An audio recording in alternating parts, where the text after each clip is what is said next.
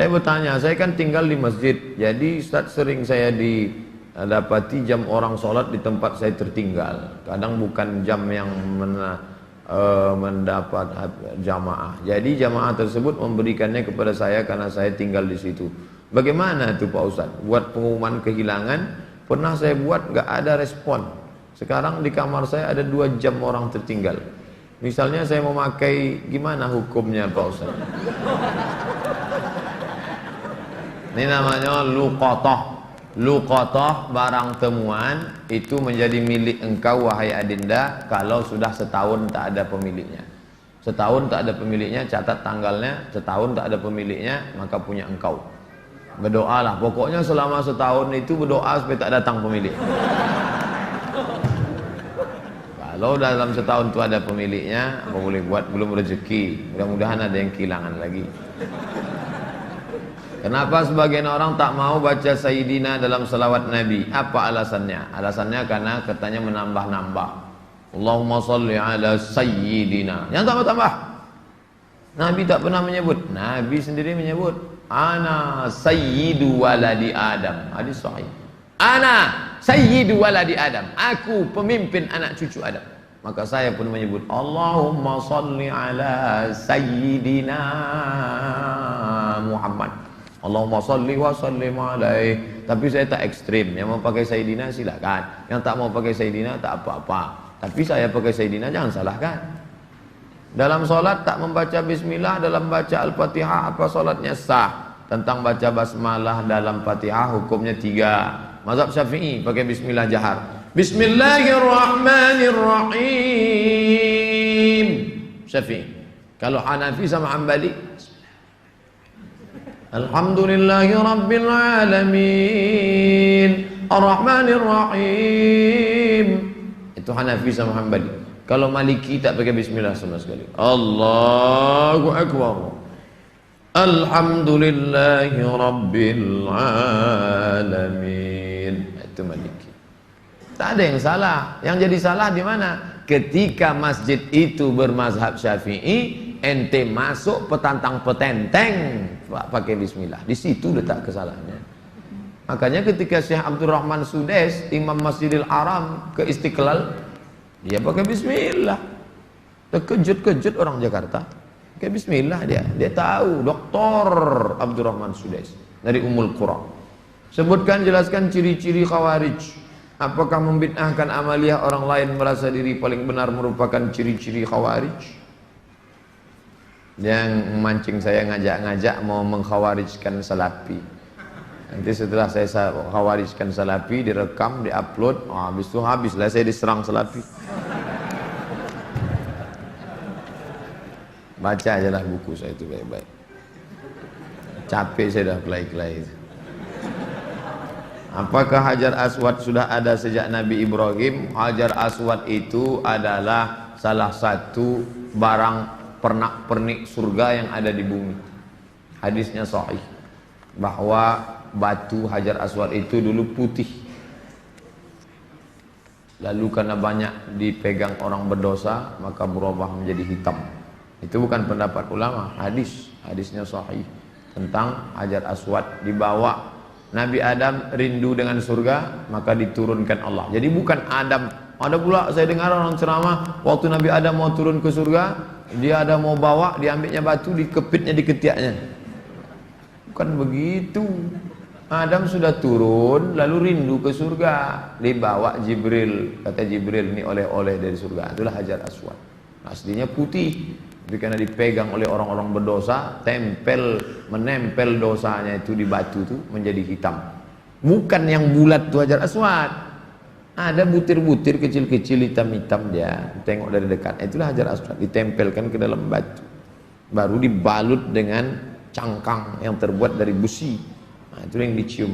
Batu kecil-kecil dalam. Yang besar itu batu biasa, ditempelkan ke dalam batu biasa. Hajar Aswad. Kalau istri tadi putih kemerahan, panggil dia Humaira. Kalau hitam ya Hajar Aswad. Jangan marah deh. Umur saya 24 tahun. Sekarang saya sudah kerja di perusahaan A. Saya baru diterima di perusahaan B yang merupakan pekerjaan impian saya. Tapi jika saya mengambil pekerjaan di perusahaan B, saya tak boleh menikah selama setahun. Sedangkan calon saya tak mau menunggu karena orang tuanya sudah tak bisa menunggu. Menurut Ustadz gimana? Karena di satu sisi saya ingin bekerja di perusahaan B karena gajinya lebih besar dan itu pekerjaan impian saya. Tapi penempatannya di luar kota. Jika jadi menikah kami bakal LDR. Tolong Pak Ustadz, ini tak ada masalah fikih, ini masalah perasaan. Saya hanya bisa menjawab masalah-masalah fikih. Adapun masalah perasaan,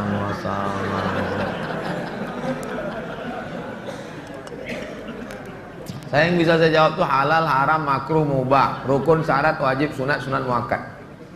Adapun masalah ini baiknya kalian duduklah musyawarah. Adinda, kita menikah ini kan saling pengertian. Aku kuliah pontang-panting mau kerja ini kerja yang paling. Tolonglah kau pahami keadaanku sekarang. Kalau dari awal aja dia tak bisa ngerti kita, gimana setelahnya? Ini belum lagi menikah, main paksa-paksa, tak bisa. Ini dua makhluk yang berbeda. Walaupun sama-sama mau makan telur ayam, yang satu mata sapi, yang satu dadar, bisa berkelahi. Ini harus mengalah. Hari ini aku mata sapi, besok kau dadar. Ya, lama-lama yang mata sapi suka dadar, yang dadar suka mata sapi. Harus begitu. Nah, kan keperasaan juga ujung. Berapa menit setelah berbuka baru azan Pak Ustaz? Waktu azan itulah berbuka. Tengok definisi puasa. Imsakun nafsi, menahan diri, anil mahzurati, dari semua yang membatalkan puasa, min tulu'il fajri, dari terbit fajar. Terbit fajar itu azan subuh, ila ghurubis syamsi, tenggelam matahari, syafaq ahmar, azan maghrib. Hanya saja bagi muazin minum dia dulu. Muazin itu dianjurkan minum dia. Zahabadh dhama'u wa batallatil uruq wa thabatal ajru, baru dia azan. Allahu akbar, Allahu akbar. Nah, itu dah minum tuh. Kalau yang belum minum, Allah, belum minum tuh. Apakah boleh kita makan setelah selesai, setelah Isya masuk? Yang penting batalkan dulu puasanya dengan minum kah, makan buah kah. Jangan makan es, karena usus itu kering. Knalpot yang kering panas disiramkan air es, mengelupas cat-catnya. Begitulah usus kita itu rusak. Maka yang paling bagus orang Mesir, korma kering, bukan korma yang basah, korma kering, pecah-pecah, buang bijinya, masukkan ke dalam, siram pakai air panas. Agak-agak 2 jam menjelang berbuka. Nanti menyatu dia, diminum. Itulah yang paling bagus. Minum kesukaan Nabi, air korma. Minum air korma. Bagus, manis dia, maka usus kita awet. Apakah batal puasa mencicipi gulai untuk merasakan garamnya? Mazhab Hambali mengatakan tak batal, karena dia tak masuk ke rongga, tak masuk ke dalam, hanya di ujung lidah. Di ujung lidah ini ada perasa. Jadi teteskan, maka tak batal, karena tak masuk. Habis dirasanya gini, habis itu diludahkannya boleh. Tak masuk ke sini, tak masuk. Mazhab Hambali, tapi saya tak mengamalkan. Saya tidak mengamalkan. Ini saya jawab, mana tahu nanti ada ustadz. Saya bilang tak boleh. Tiba-tiba ada ustadz mengatakan, oh tak tahu Ustadz Somad. Saya tahu, tapi saya tak amalkan. Kenapa? Membuka pintu celah. Saya tak menyalahkan Imam Hambali. Orang sekarang imannya tak macam Hambali. Asik mencicip aja dari pagi. Cicip, sikit-sikit cicip. Ustadz gimana cara menghafal Quran? Kami dulu aturan di Al-Azhar tidak pakai SKS, kuliah tak SKS, setahun dipaket 14 mata kuliah, 2 juz Al-Quran, tidak pakai SKS, tahun 1, tahun 2, tahun 3, tahun 4, 14, 2 juz, 2 juz, 2 juz, 2 juz. Jadi cara kami sebelum subuh dihafal dulu, 1 halaman, 1 halaman, sebelum subuh hafal 1 halaman, nanti ke masjid, qobliyah subuh baru diulang waktu baca. tahiyatul masjid itu dibaca, maka lama sholatnya karena mengulang setengah, satu rakaat setengah diulang. Tahiyatul masjid, qabliyah subuh, duha, qabliyah zuhur, ba'diyah zuhur, dalam sholat zuhur, qabliyah asar. Nanti asar distorkan ke syekh. Biasanya di tiang-tiang syekh nunggu ngapal. Tapi yang mau menghafal ngantri panjang, nyetorkan hafalan. Tradisi itu tak ada di Pekanbaru. Kalau di Mesir menyetorkan hafalan ngantri menjelang asar sampai maghrib, menyetorkan hafalan setengah juz. 1 hari 2 hari, jadi 20 hari hafal 1 juz, 20 hari. Nah, baru waktu yang lain dipakai untuk menghafal. Ujian tak boleh bawa buku, masuk ke dalam hanya pena saja, bawa kertas tak boleh. Kalau ketahuan mencontek, ditangkap, bisa dicabut, deportasi. Jadi kalau sudah deportasi, putus beasiswa, pulang tak dapat tiket, diusir dari asrama, malu. Karena dulu sebelum berangkat udah kenduri motong kambing. Jadi tekanannya tinggi. Jadi ketika saya pulang, saya terapkan sistem itu, tak boleh nyontek. Semuanya menyontek. Akhirnya saya berpikir, gimana supaya saya buat 10 soal. Buat 10 soal, bagi. Boleh nyontek Pak? Silakan. Oh kok lain soalnya? Baru tahu dia. Saya masih muda Ustadz, ya kelihatan dari tulisannya. Saya menyukai seorang akhwat. Alhamdulillah. Sempat antum suka ikhwan? Masuk antum yang 144 di. Apa yang harus saya lakukan Pak Ustadz? Kalau untuk meminang sekarang saya tak bisa karena masa kuliah. Saya nggak mau pacaran, tapi saya takut nanti akhwat yang saya suka ini diambil orang. Apa yang harus saya lakukan Pak Ustadz? Antum datang ke orang tuanya, Pak saya mau minang anak bapaknya. Kapan kau nikah? Ya setelah selesai kuliah lah. Semester berapa sekarang? Baru daftar Pak.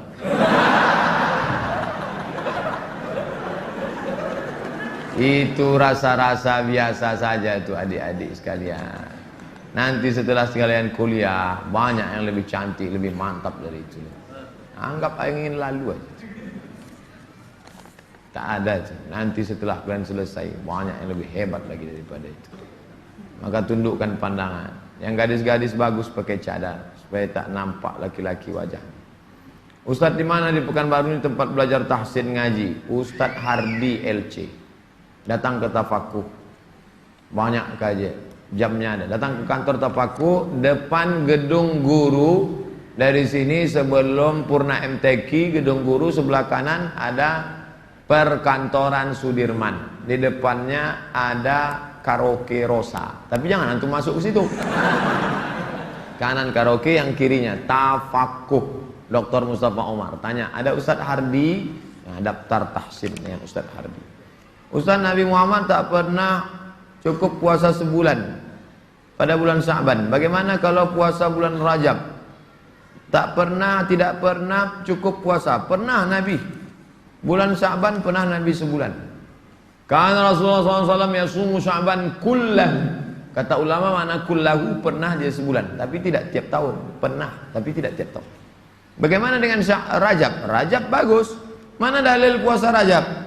Wa minal hurumi fasum, berpuasalah engkau di bulan-bulan haram. Bulan haram itu Zulqa'dah, Zulhijjah, Muharram, Rajab. Dalilnya umum. Ustadz gimana biar istiqomah sholat di masjid? Begitu sedengar azan langsung bangkit. Karena waktu azan berkumandang setan lari tunggang langgang. Wa 'alaiha duratun, sampai terkentut-kentut. Begitu terdengar azan, Allahu Akbar, Allahu Akbar, bangkit langsung berangkat. Jangan antum santai nanti aja lah nunggu iqamat. Oh enggak, langsung berangkat, langsung ke masjid. Intizarus shalah ba'da shalah, menunggu sholat. Paksa-paksakan sampai dia mendarah daging sehingga kalau tak sholat meleleh air mata antum. Itu baru terasa manisnya sholat jamaah. Apa saja penyebab rezeki dihambat Ustaz? Kami sudah kerja potong panting tapi hasilnya selalu kurang, malah hutang tambah banyak. Banyak berdoa kata Nabi pada orang yang diutang, Allahumma inni a'udzubika minal hammi wal hazan wal ajzi wal kasal wal jubni wal bukhul wa dhala'id daini wa ghalabatir rijal. berusaha. Kalau engkau belum diberi Allah, husnuzan pada Allah.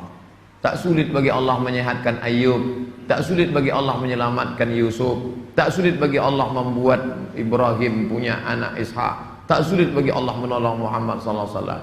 Dia hanya ingin menengok engkau terus berusaha dan berdoa. Bagaimana hukumnya dalam perjalanan menuju kajian Ustadz? Kami melaksanakan sholat maghrib di jalan. Setelah selesai sholat kami tak berzikir dan langsung melanjutkan perjalanan. Bagaimana itu Pak Ustadz? Sambil naik kendaraan tuh kalian berzikir. Subhanallah, subhanallah, subhanallah, subhanallah, subhanallah, subhanallah, subhanallah. Alhamdulillah, alhamdulillah, alhamdulillah. Tet, subhanallah.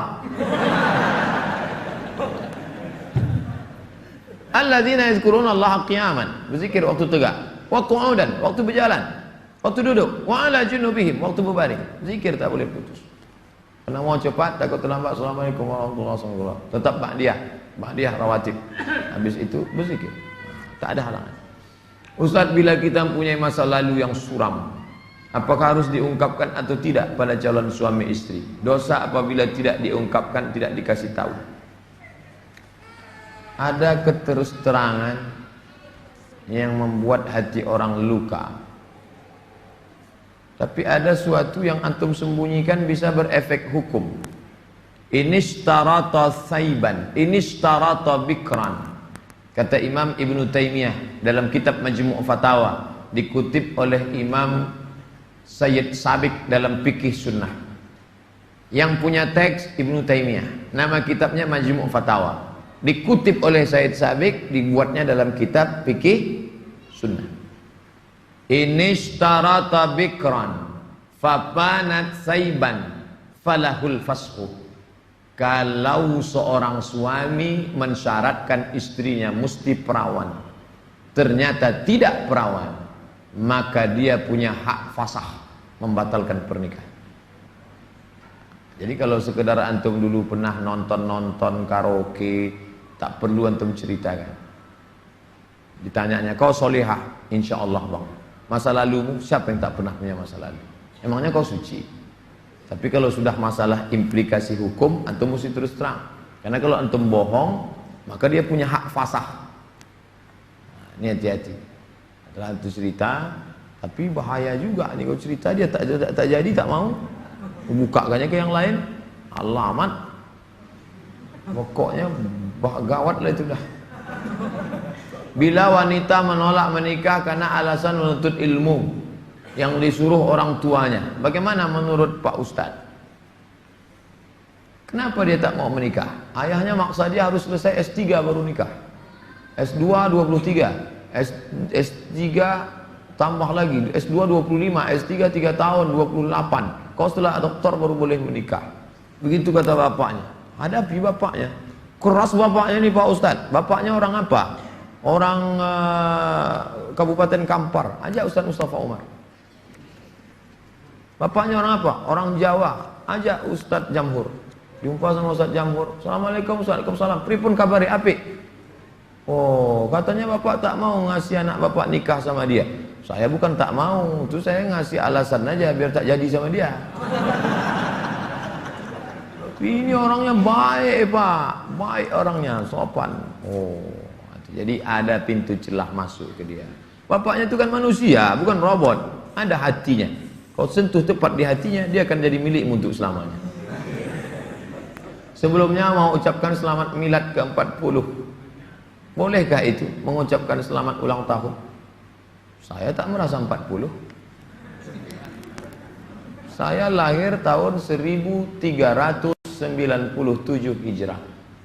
Jadi umur saya sekarang sudah 42 tahun. Saya pakai Hijriah. Maksud pertanyaannya, bolehkah mengucapkan selamat ulang tahun? Pernah tak Nabi mengulang hari ulang tahunnya? Ya Rasulullah, kenapa engkau puasa hari Senin? Zaka yauma wulidtu, hari Senin aku lahir. Ada dia menyebut hari kelahirannya, tapi diisinya dengan ibadah. Kalau mengingat hari lahir dengan sedekah anak yatim, pergi ke jumpa Pak Yazid, sedekah. Pak Yazid, berapa anak yatim di sini? Ada 200. Tolong keluarkan. Semuanya, 5 orang aja Pak. Iko ada nasi bungkui kok. Makan bersama. Dek, makan ya. Adik kenapa tinggal di sini? Ayah saya meninggal. Adik syukur atas nikmat. Tak salah. Tapi kalau dikumpul kawan-kawan, hari ulang tahun, dipecahkan telur ayam, telur itik, telur bebek, dikasih pula ini, diikatkan di tiang listrik, disiram kopi, rupanya ada kabel telanjang, kontak mati. Buat dosa aja. Saya punya teman, suka sekali berjudi. Sudah berkali-kali saya nasihati, tak juga mau berhenti. Saya suruh teman lain juga tak mau. Bagaimana cara menyadarkannya Pak Ustaz? Panggil polisi. Angkat. Banyak jamaah kita polisi. Nanti saya kasih nomor. Jamaah kita banyak polisi. Saya kasih nomor. Di mana dia selalu main? Tangkap. Yang narkoba tangkap. Ada cerita. Kertas terakhir. Boleh sholat berjamaah di masjid agak jauh dari rumah, tapi musola lebih dekat dari rumah kita. Bagaimana yang lebih baik?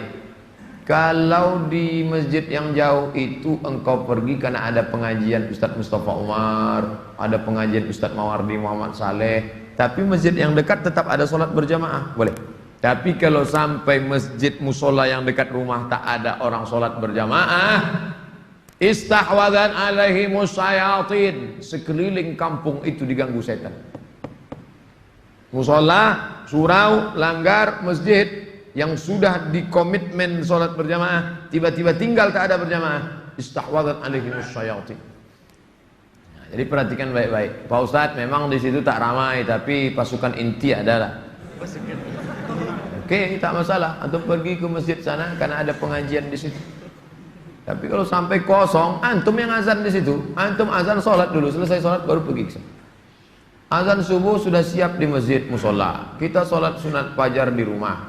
Siap sholat sunat baru kita ke masjid. Apakah sah sholat?